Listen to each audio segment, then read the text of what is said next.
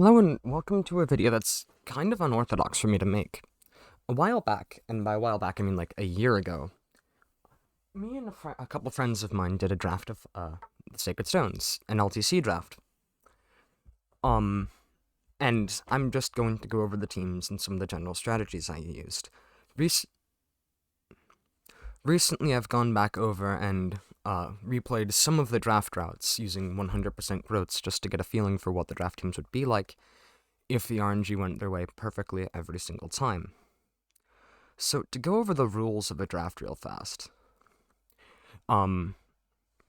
Seth, so rule number 1, Seth is free for all to use, until Chapter 5. After Chapter 5, he is banned for the rest of the run.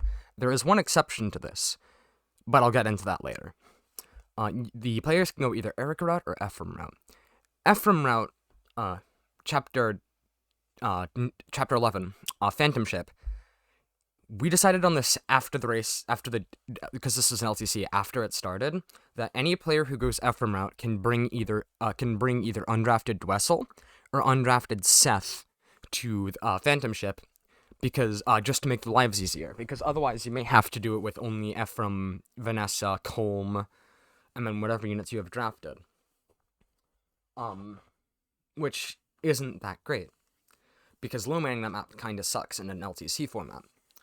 Undrafted units can do what undrafted units normally can do, which is visit villages, go to shops, recruit drafted units, and they can see combat without fighting back. And there is a rule that technically is kind of different from normal drafts, and that's that an undrafted unit can be deployed if they recruit any unit with a taunt command, not just an undrafted unit. Not just a drafted unit, rather. So if someone went Ephraim route, they would have been able to deploy undrafted Tana to recruit undrafted Cormac on Chapter 10, for example. Or if Amelia wasn't free, or if Ewan wasn't free, they would have been able to draft to bring undrafted Franz to recruit undrafted Vanessa. But yeah. The welfare units, or the free units, were the two lords, Ephraim and Erica. Vanessa, I'll explain why, Colm, Tethys, Amelia, Ewan, Myr, and Orson in Chapter 5X. To go over the welfare units before I go into the draft, and to go over my strategy before going into the draft, I looked at the welfare units and saw what units were there, and I used them to base my strategy around it. Erica actually is actually a big help in the early game, because she can, with the Seth Steel Sword in Chapter, because she can one-shot enemies with rapier crits in the early game, and I was allowed to rig, and because with Seth's rapier, she can one-round Revenants in Chapter 4, at base, even in difficult mode. However, there's one Revenant who doesn't attack who she has to attack on player phase, who doesn't attack on enemy phase, rather. So I realized, okay, I don't really need a super early game unit, which sort of influenced my draft. Then we had Ephraim. Also, every unit in Chapter 5X is free, I should clarify. Ephraim was free because he's a secondary lord, and even in late game Erica route, he's still an absurdly helpful combat unit.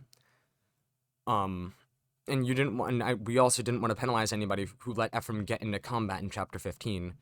And drafting a lord is kind of odd, because this isn't FE7 where the lords actually have other purposes. But both of the lords are game over conditions, and both of the lords are massively helpful units. And because there's a route split, it wouldn't have made sense to make Ephraim only free for his route. Next up was Vanessa. Vanessa was weird. We needed one more free unit to make everyone have a balanced teams. And we were trying to choose between Mulder, Franz, and Vanessa, because we were like, oh, these three units benefit everybody, regardless of the team. Then I quickly looked through all the chapters that all the units help in. Franz helps out a lot in the early game and in the mid game, but he's not super helpful in the late game. Mulder helps out once he reaches warp, and once he becomes a bishop for combat, not to mention having a good staff bot is always helpful to any team. Vanessa saves more turns than either of those two does. If you don't know how to use Franz or Mulder, but you do know how to use Vanessa, she saves more turns than the other two. And arguably, Vanessa saves more turns than Warp on Mulder. Vanessa say, Vanessa has several things only she can do. She's the only unit who can carry Seth to Murray in Chapter 7. She's the only unit who can get the Elysian Whip without breaking down the wall. She can just carry Colm in Chapter 8. She's the only unit, besides Tana, in Chapter 9 who can fly across the sea and start engaging the enemies around the boss. But unlike Tana, she actually has time to train and can one-run the pirates near the boss and can kill the boss really easily. Although having Tana alleviates that as well, because she can pick up your Paladin, or she can pick up your Garcia, your Paladin Franz, your Ford, your Kyle, your Voss. Tana would alleviate that issue slightly. Chapter 12, she flies over the mountains, has better stats than Tana usually, and then one-runs almost everything in the map. In the desert, she uses the boots turn 1, and then has 10 flying move in a desert map that's route, with access to 1-2 range, so that saves a lot of turns. And then in Darkling Woods and Egg map, you could, in theory, anyone with 2 flyers, 3 flyers because of Myr, has a much easier time in that map. So I was like, okay, we should just have Vanessa be free, because of all the maps that she saves turns and that nobody else really can, and that was agreed on. And that really helped me with my strategy, because I wasn't sure who my first pick was going to be at that point. Next was Colm. Door keys aren't viable in Fe8 for whatever reason, although chest keys are. So we just we picked Colm mainly so that everybody has access to ways to open doors and chests without having to, say, like in Chapter 5X, crit a fighter through a wall if you're doing the optimal strategy, and get a chest key that way. You could just have Vanessa carry Colm to the chest room to get the Elysian Whip. Then there was Tethys. Tethys is a dancer. She has to be free in an LTC draft, because she just helps so much. Amelia and Ewan. You wouldn't expect these two to do as much as they did, for me at least. Amelia and Ewan were allowed to be used in the Tower of Volney until their first promotion with no turn cost. So Amelia could go Cavalier and Ewan could go either Mage or Shaman. I slightly prefer Mage, which sounds weird, but I'll explain why. Then we have Myr, because she's just a really strong late game unit who doesn't really help save any turns, but because she's a very easy out to Morva. She's a good out to Leon in Final. She helps against the Demon King because she deals a lot of damage even at base. She flies. So she's just a big help.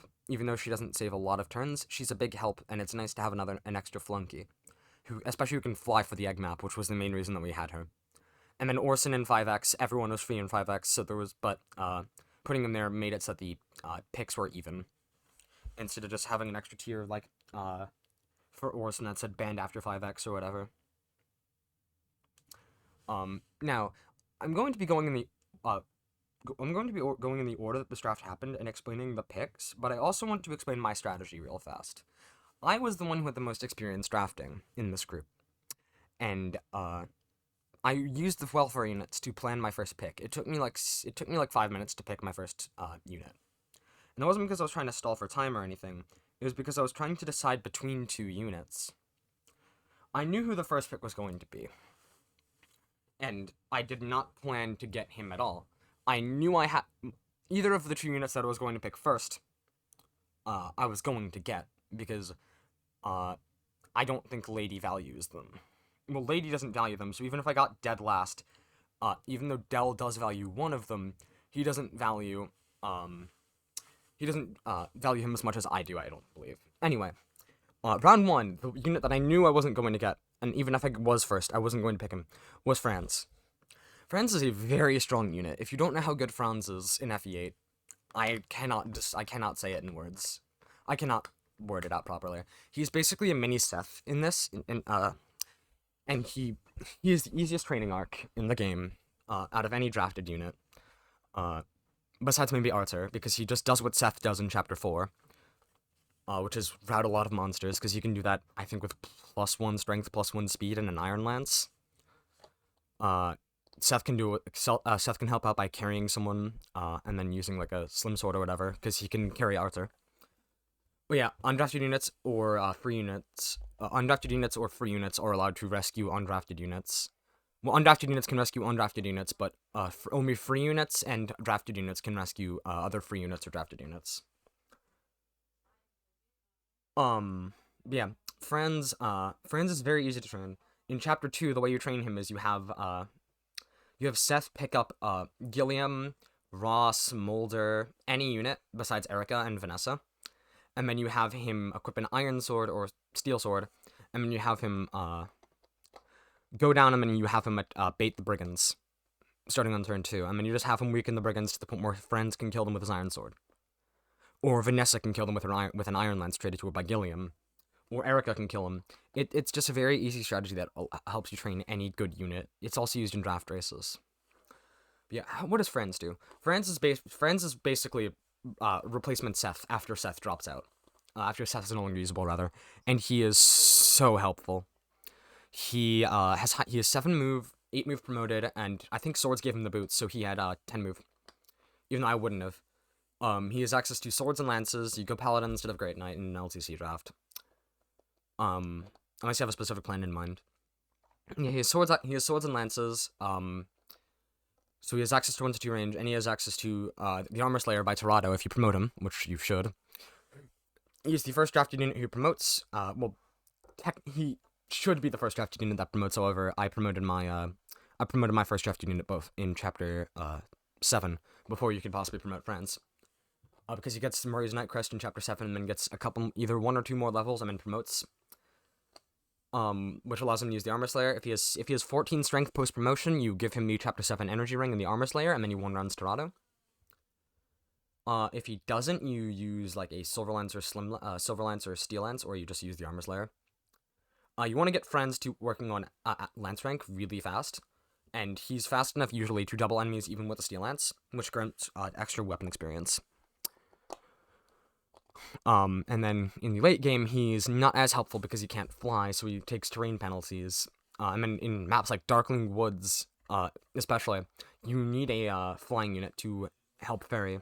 So Franz is best paired with Tana if you're doing Ephraim route, Cormac, or Cyrene in either route.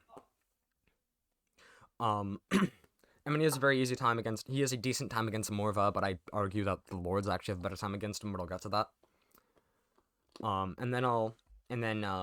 He is an easy time against the Demon King. He solves a lot of issues by being around. However, I didn't value Franz that much because of Amelia.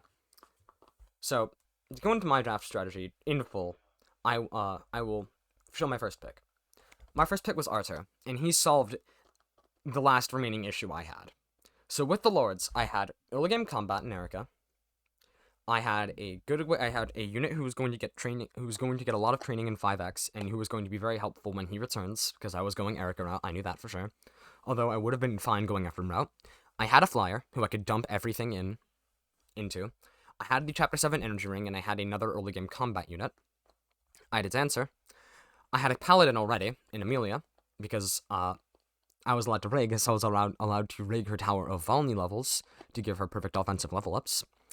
Which meant that she was going to kick ass in Chapter 10 and self-improve really fast, and then in Chapter 11 and Chapter 12, she would get Lance experience and normal experience, and then would be able to promote either with the Chapter 7 Nightcrest or with IS's Nightcrest if I drafted another Cavalier, which I ended up doing. I had a Sage.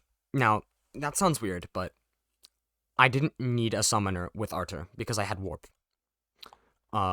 Which I'll get into. I had a Sage here. I didn't need a Summoner because I had access to Phantoms. I didn't need access to Phantoms. Having a Sage was a 6-move combat unit with 1-2 range who had free desert movement, which helped out tremendously in the desert. However, that was in my 100% growth run. In my previous run, I went Mage Knight, which I'll get into. But in 100% growth, he could do what I trained him in Mage Knight for. He needed the +1 move from Mage Knight in my previous draft. However, he didn't need it in 100% growths because he was growing magic every level. And then with Myr, I had an easy way out to Morva if I needed it because I could easily train her. And I had access to a way to kill monsters really easily in Final if they got too close to me while I was using Warp. And then Orson is whatever. So, Arthur. He's the Warper I'm the most comfortable with. And I'm pretty sure he's the Warper that Del values most as well, so I kind of wanted to steal him from Del. But he's the Warper I'm the most comfortable with, and I value the most because of that. He is really easy to train. In Chapter 4, he takes on the Eyeballs and the Bone Walkers to the right of the map, because they'll attack him over Seth if Seth has a Javelin equipped, while Seth is taking on the boss. In Chapter 5, he takes the Draco Shield, at least in my run he did, and he starts enemy phasing. In Chapter 6, he does some self-improvement, and then if he reaches level 10 by then, he promotes to Bishop, in Chapter 7 or Chapter 8. And then by promoting the Bishop, he gets +1 move, access to staves, C-rank staves, which is really helpful, and an experience bonus, which is also really helpful. C-rank I chose Arthur over Mulder or Natasha, not because of the C-rank staves, because Mulder has that at base, but because of the combat. It was much easier for me to get Arthur to level 10. It was much faster for me to get Arthur to level 10, and it was much easier for him to grow magic that way, because I wouldn't have to rig 1 magic point every 2 staff levels. I'll rig 1 every 10 staff uses rather. I'd have to rig 1 magic point every 3 combats, which wasn't that hard. Plus, it gave me an extra unit to use in Chapter 4, which was a map I recognized would be a problem. And there were a few maps I recognized would be a problem for me. Chapter 4, Chapter 5, because I lost Seth and I didn't want to use Seth that much in Chapter 4. Chapter 9 of Erica Route, which Vanessa solved. Chapter 12 of Erica Route, which Vanessa solved. There's one enemy in Chapter 10 in Chapter 11 of Erica Route, who I solved with a later pick. Chapter 15 was going to be a problem, but I had Ewan and Arthur now, and also Vanessa. So getting across the desert was not going to be difficult. And then Darkling Woods, I had Vanessa and I had Arthur, so I could warp. And then in the egg map, I had Vanessa, I had Arthur. I could warp. Getting Arthur to warp one time was tricky, but I waited to use the Angelic Robe from Chapter, I forget where you get the first Angelic Robe. I think it's Chapter 5? I don't remember. But I waited to use the first no, it's in Chapter 8. I waited to use the first Angelic Robe until the start of a map. In Chapter 9, I moved a unit, used the Angelic Robe, and then I had Arthur use Mend. I used the Angelic Robe on Erica. I had Arthur use Mend on Erica to get more weapon experience, because Mend gives more staff experience than Heal does. Whenever he had the opportunity to use Unlock, that was the other reason I preferred Ewan and Sage, or Mage Knight, was because he got D-rank staves, whereas Summoner, Summoner only gets E, and I think Druid gets D. But yeah, he was able to use Unlock, and then with Ewan, he was able to use Unlock so that Arthur can focus on using, like, Barrier, or Restore. He could use Hammer in that base, which I'd waited till Warp. And then he mainly spammed Barrier once I got it in Chapter 12.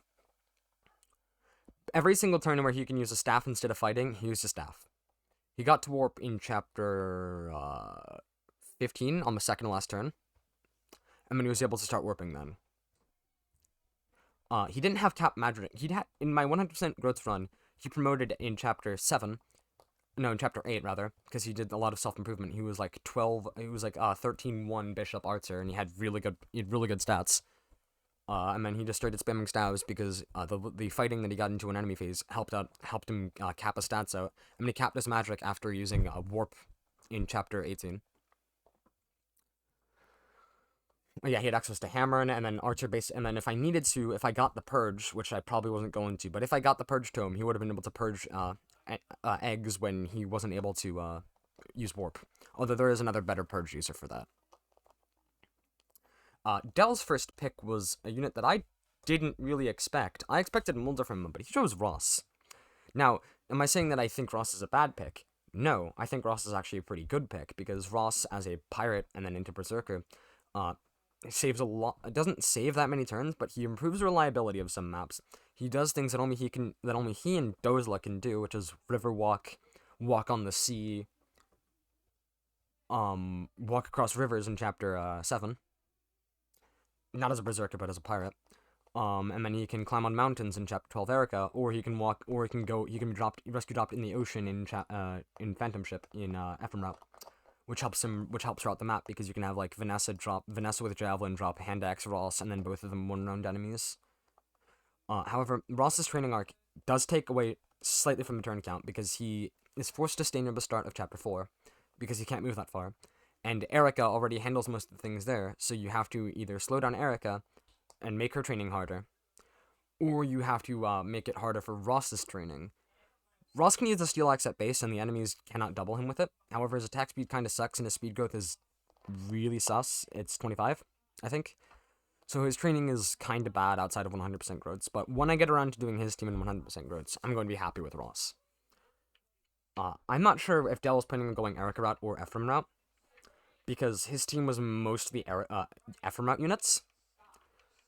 Because most of the good units that were quote unquote stolen from him, that would have been helpful in Erica route, weren't going to be super helpful in Ephraim route, so we got most of the Ephraim route units, which is fine, but I think he ended up going Erica route, which is weird. Ross directly saves turns in Ephraim route, because he can be rescue dropped in the ocean in Phantom Ship. He can cross rivers in Chapter 13. He has a very easy time against Tirado in Father and Son, because he uses a hammer as a berserker and then one-rounds him or one-shots him with a crit. Then Lady. Lady had never drafted before. Sorry, I just want to make sure that I got the order right. Lady had never drafted before, and it's been a while since she had played Fe8. Also, yeah, I'm 20 minutes in the video. I'm sorry. This is going on for a while. But anyway, Lady had never done a draft before, so her first unit actually wasn't too awful. Her first unit was Loot, and then her second unit was Natasha, because we were going Snake Order.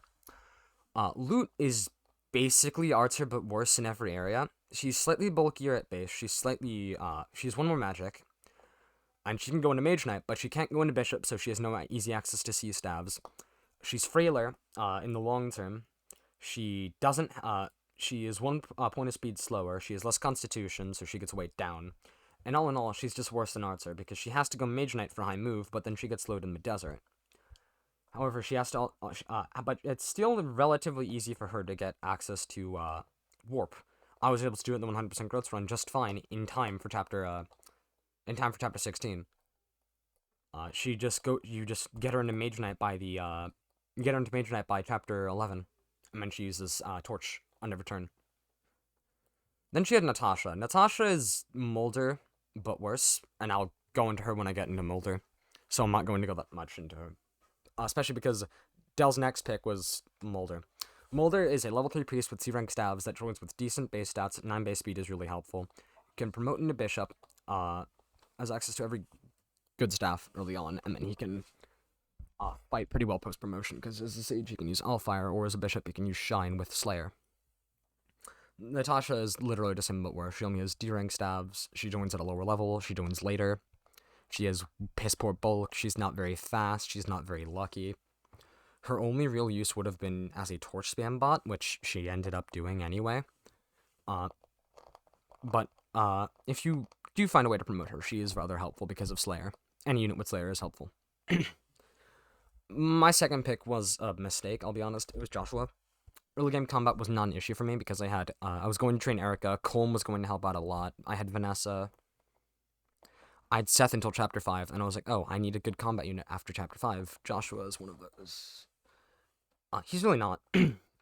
But it didn't really cost me in the long run, because the only other unit I would have picked in second place, well, there were 2 units I would have picked in second place. I got the second one anyway. I got one of them anyway. But the other one was a mistake, because it meant that, Archer would be able to spam Warp on every turn, instead of having to use Hammer in Chapter, in Egg Map, but it doesn't change anything, really. It's like, what does Joshua do? In Erica route, he helps against, melee enemies, like, he could be left behind at the start of Chapter, 11, and then route the enemies that, reinforce there. Although Erica could do that too, and she's not moving that far anyway. Colm could do it too. I trained Colm with, like, D-rank swords, can do that with Iron Blade over the course of 2 turns. Joshua was just the best unit to do it, because he has, high bases and whatnot. And because my other unit who was going to do it was pushing forward. because he needed to train weapon experience, which makes sense. But yeah, he doesn't really do much. He was just an extra flunky. He did save a couple turns by existing, though. Then Swords' next 2 picks were, I need to open up the draft thing. Okay, Swords' next 2 picks were a really good pick and then a kind of bad pick.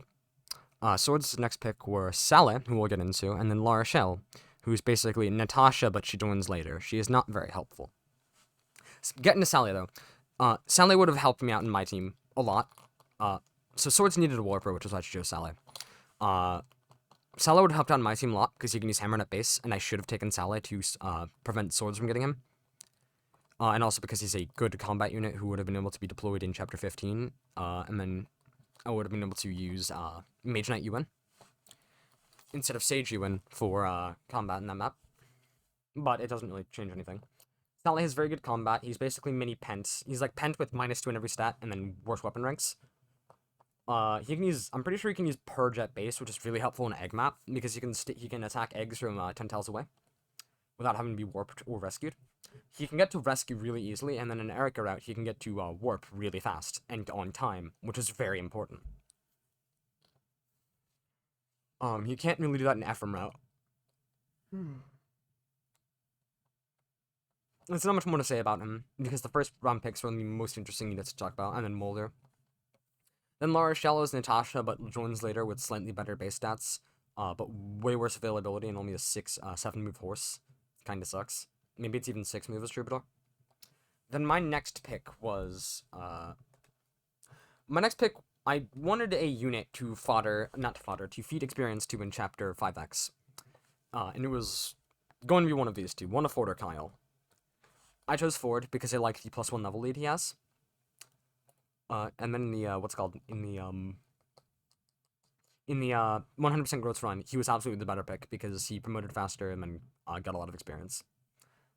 But yeah, Ford saved me a lot of time because it was nice having a paladin before Amelia. He was able to guard Ephraim's rear in Chapter 8. I mean, he got to promotion level then, got insta-promoted and saved turns by proxy being a high move unit. In the non-100% growth run, he took the Chapter 7 energy ring. Did he? Yeah. I mean, he took Amelia's speed wing. He took the second angelic robe. Even though there was a much better user of that robe, but I'll say that later. But yeah, Ford helped me solve a lot of issues by being an 8 move unit. Kyle could have done the same things. He was just slightly worse at it because he was slower. Slower both in stats and in experience-wise, because he was a level behind. In the 100% growth run, though, Ford was absolutely the better pick because he promoted faster, he gained a lot of levels really fast, he snowballed faster because he has 1 higher speed, so he was able to double enemies. Even though he was 1 less con, he was able to double enemies with an iron sword and deal more damage to them than Kyle would have been.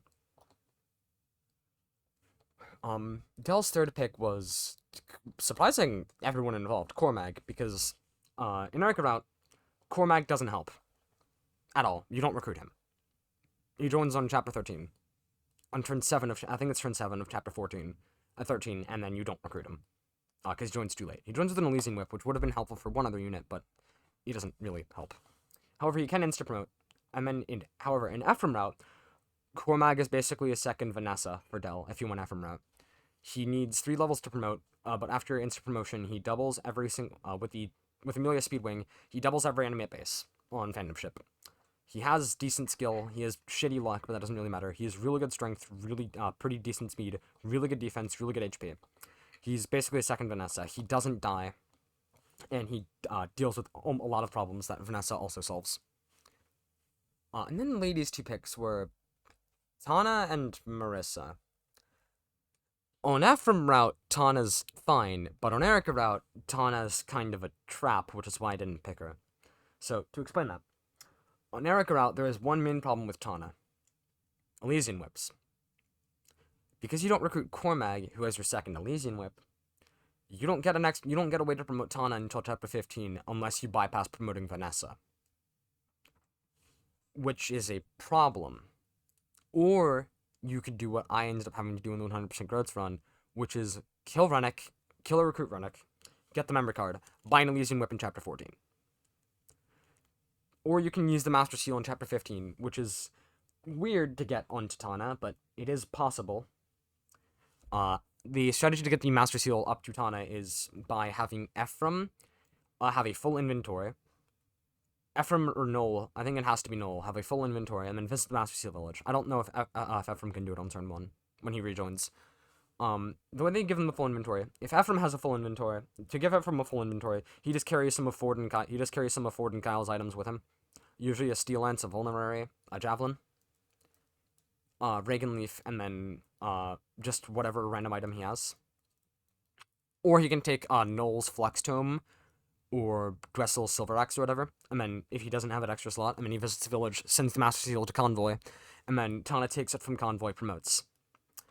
Alternatively, Dwessel and Noel combined have 5 items between them. So even if Ephraim brings literally nothing with him to Ephraim route, he can still get the You can still get the vulnerary. The Master Seal. That way. Tana and Ephraim route. She helps out a lot in Phantom Ship. She's trapped in Fort Rigwald, but she helps out a lot in Port. She helps out in Phantom Ship. She promotes with Cormac's Whip if you don't have Cormac, or she promotes with the Master Seal or she promotes with the Master Seal or the Elysian Whip that Cormac has, and the other promotes with the Master Seal because you get the Master Seal turn 1. You with the flyer, you dance the flyer with Tethys.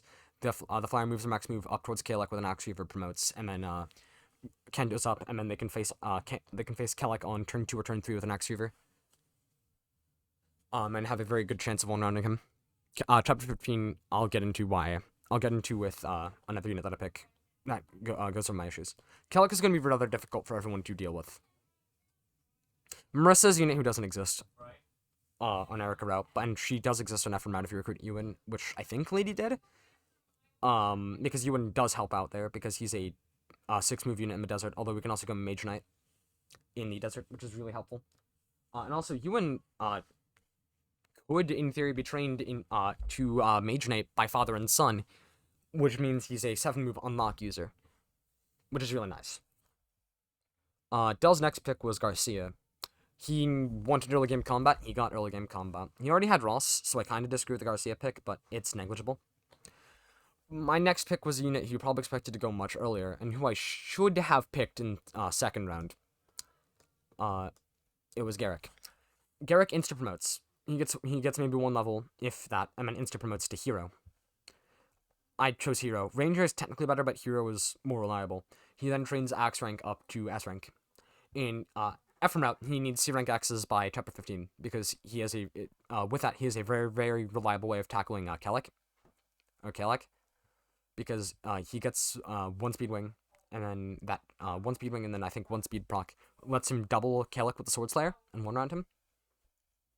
Kalek is a big problem for everyone because he has the Hoplon Guard. So the 2 reliable ways of killing him are the Sword Slayer and Ephraim route, and the and an Axe Reaver Pierce, or just 2-rounding him with an Axe Reaver. Because he's on a fort, he has the Silver Axe, Tomahawk, and Hoplon Guard, so he can't be crit.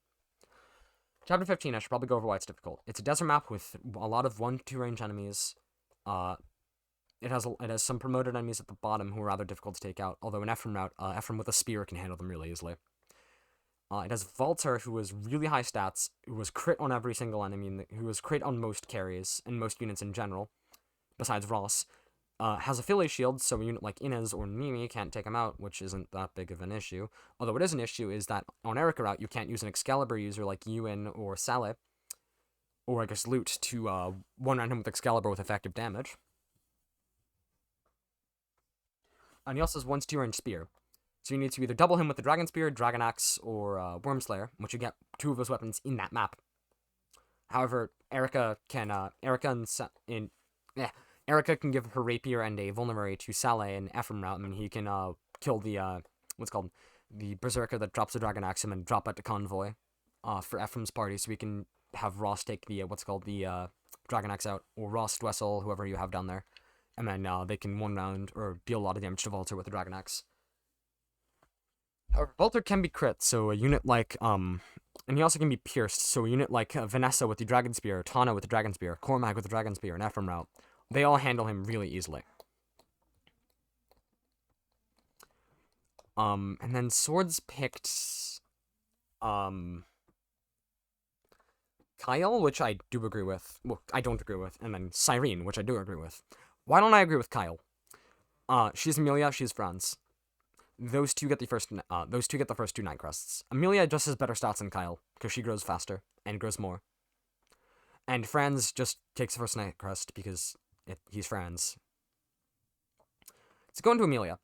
Because I already wanted to see you in. To go into Amelia, she takes a bit to train, but then she spends all of her time in chapter 10 self-improving, because you just fly Erica to the boss with Vanessa, and then either kill the boss with Erica on enemy phase with the rapier crit or killing edge crit, or you kill him on player phase with Vanessa with the javelin or silver lance, or steel lance rather, and then he sees after you do some self-improvement.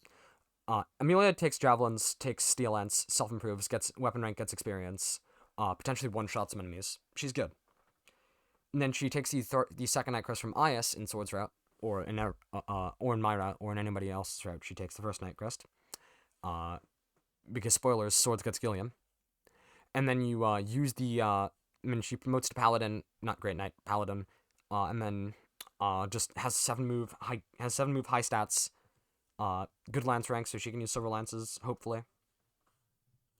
And then she's just an all-around good unit, which is weird, but in a draft she does help because of the Tower of Valmy. Then she has Cyrene. Without Cyrene, Swords only has 1 flyer for Darkling Woods, and she only has a Paladin carry. No, she has Paladin carry. So her Vanessa may not be good enough to one-round Morva. That's fine. She drops Franz. She has Cyrene carry Franz over to the boss area as well. And then Vanessa takes on Morva with Silver Lance at close range, and then throws a spear at far range and then throws a spear at 2 range. However, that does require being healed by something, either Latona or Physic, or just dodging a hit. And then Franz kills Morva with the Vidofnir. I'm pretty sure the optimal way to kill Morva would be to rescue drop a Lord in front of him. Ephraim route is Ephraim, which is really easy. Or an Erica route, it's Erica, who has issues surviving. Even 100% growth, she barely survived from me. And she had to use Adholma so she wouldn't die to any magic unit in the boss. So she'd get plus 12 resistance from Adholma and a Pure Water. But Erica can use 2 Angelic Robes, and then she only needs 3 HP procs. Well, sorry, 4 HP procs to survive on 1 HP from Morva. Because she gets plus 21, she gets plus 14 HP from her base, which is 16. No, sorry, she needs like 10 HP levels, which is feasible, because her promotion gives, I think her promotion gives 4. And then she uses Siglinde or Adholma to one-round Morva. In early game, because she helps out with Rapier, and because she one-rounds some enemies at base pretty reliably, or with just a few extra stat-ups, she can easily get to Adholma after promotion. And also Siglinde gives a lot of weapon experience. Anyway, Cyrene helps out in Egg Map as well. If someone has Tana Cyrene, Vanessa Mur, they have a very easy time in Egg Map, so I'm very glad nobody got that. My second last pick was Inez. Inez solves 1 issue. The one Revenant in chapter 11 in the treasure room can be longbowed through the wall by him.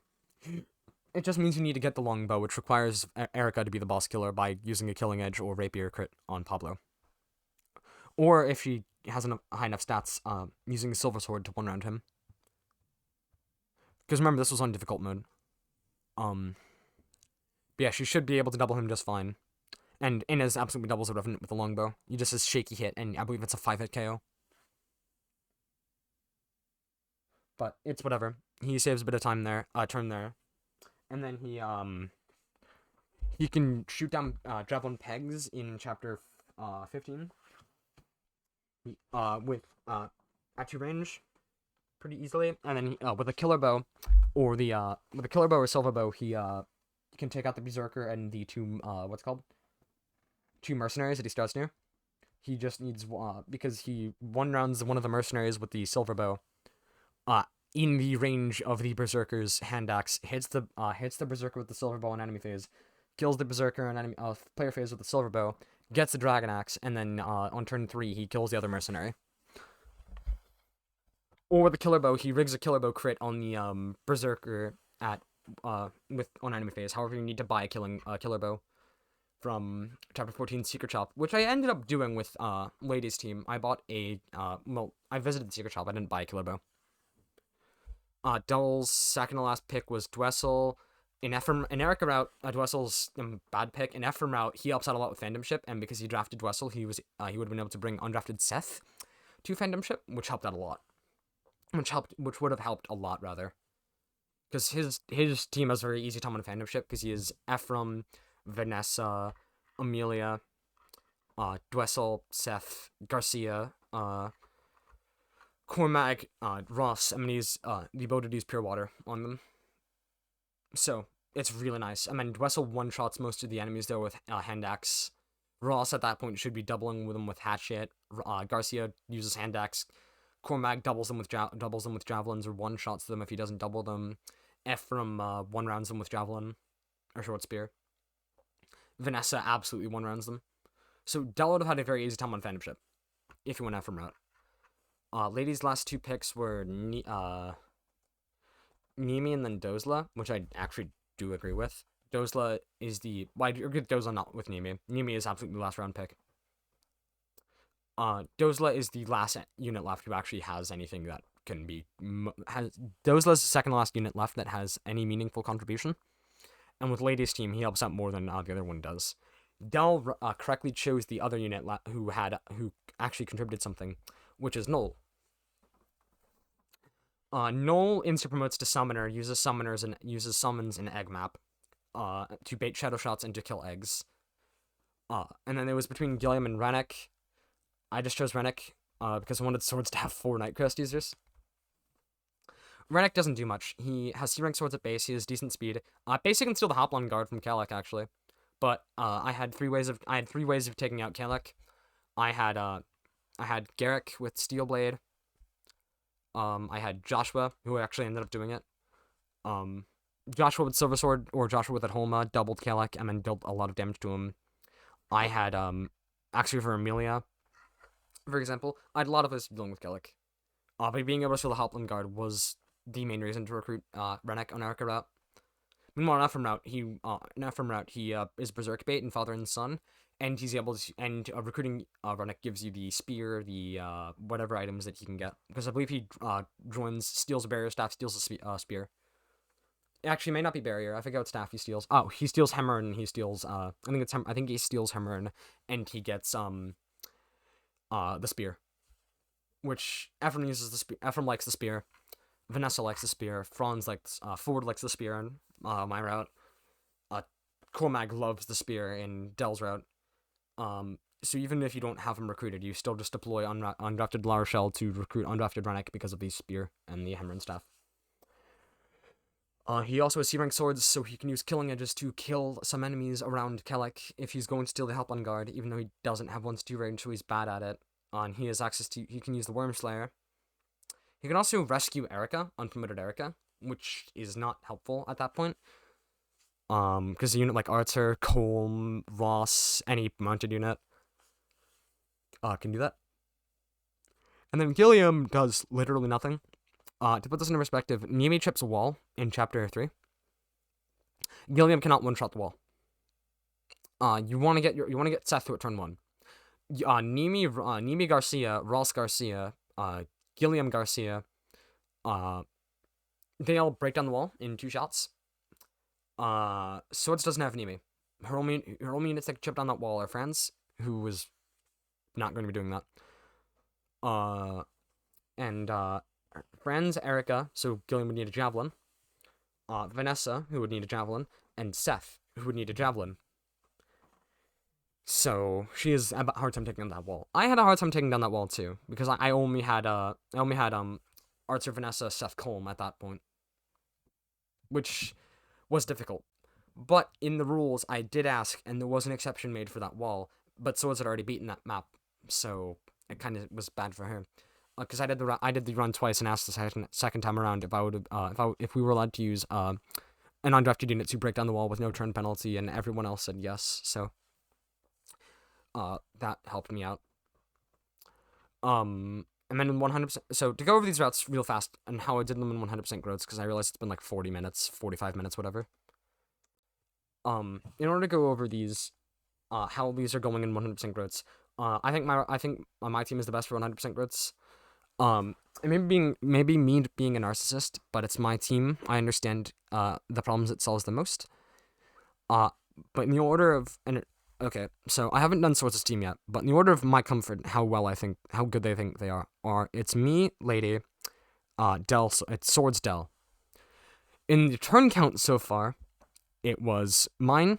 Lady was just one turn slower. Mine was 97. Hers was 98 turns. And I know where I lost a couple turns, but they were almost unavoidable because my units just failed to reach benchmarks at that point. Or I needed to spend an extra turn with loot so she can warp in time. And then I also did just freebies just to see how well that would do, and it was 112 turns, which isn't bad at all. It's also how I discovered that you need 16 strength on the Armor Slayer to one-round Tirado, because Colm was able to do that for me. In 100% growths, by the way, just to go over my general strategy, trade everyone. No, not trade it. Train everyone. Erica in 100% growths is really easy access to boss kills. As an example, chapter 14, you drop Erica in front of Carlisle with the Killing Edge equipped. Carlisle attacks her. She one-shots him with the Killing Edge crit. In 100% growths, because you rig it. She, in 100% growths, has enough HP and enough res with Pure Water and Homa to safely take on Morva in the boss area and Darkling Woods. Like, she can one-round him without Homa. Ephraim can actually do the same. Ephraim has arguably better stats, and he does a lot in the late game. If I, in the freebie, because Ephraim, with freebies only, I had to carry Erica over, but Ephraim was self-improving, and then he was able to help, he was able to double and help kill the Demon King in one turn. With Vanessa 100% growths, piss easy, super easy to train. Colm actually was trained a lot because he replicated what Erica was able to do, because he just grew faster than Erica, and then because he had 6 move, he was able to do things that Erica wasn't able to do. So he helped out a lot. He capped strength, he capped speed, skill. He was just a very helpful unit, and he got to S-Ring Swords, Fred Holma, because he was just helpful in routing some maps that other units weren't able to do. He was able to one-round Kellic with a Killing Edge crit after stealing the Hoplon Guard, even though I used Amelia to do that with an Axe Weaver. Amelia and Ewan, they were put into, Amelia was put into Paladin, and Ewan was put into Summoner, because I had a way to open doors with Colm, and then Ewan and Summoner was able to help out with the fact that I didn't have Warp, because he just had Phantoms to help kill eggs, and then Mer was trained a lot to help kill the Demon King, and because she was my second and only other high move flying unit.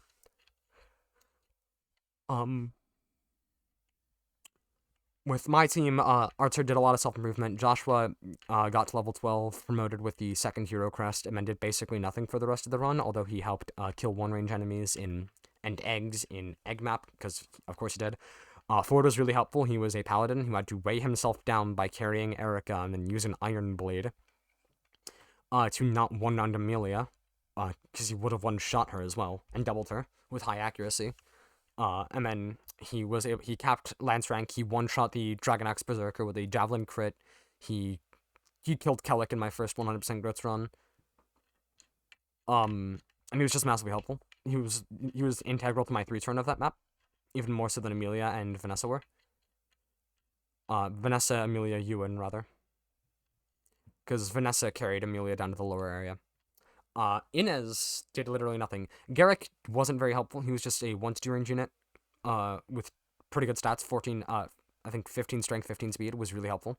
He got to C rank axes by using hand axes in chapter 12. But that was pretty much it. Renek got killed, and then Inez did literally nothing because I didn't have time for the longbow. Well, I just forgot to get it. Although he would have actually saved a turn by getting the longbow, so I would have had 96 turns if I got it, but whatever. And then I killed Renek in every single route because he was just blocking the way of the door, and I didn't deploy La Rochelle. And then for Lady, Loot got the early stat boosters, she got the early Angelic Robe, she got the early Draco Shield, so that she can do what Archer did by face tanking enemies, and then promoting to Mage Knight, spammed mend, spammed heal, spammed because she had 21 magic before energy ring after promotion, because she was 13-1, either 13-1 or 12-1. Spammed torch in Falcable in chapter 11. Natasha did literally nothing. We got to warp and rescue, was mounted warp and rescue, which was really helpful. Tana got the visited the secret shop, got a second Elysian whip, promoted, and then helped me out in chapter 15. And then was really helpful after that. Marissa did nothing. Nime helped chip a wall. Dozla did pretty much nothing, although he was used to Battle Axe crit a couple enemies in chapter 12 because someone missed an attack. Anyway, yeah, thank you for watching. If you managed to make it through all this way, I'm sorry that it took up 50 minutes, closer to 51 minutes. I sincerely hope you have a nice day.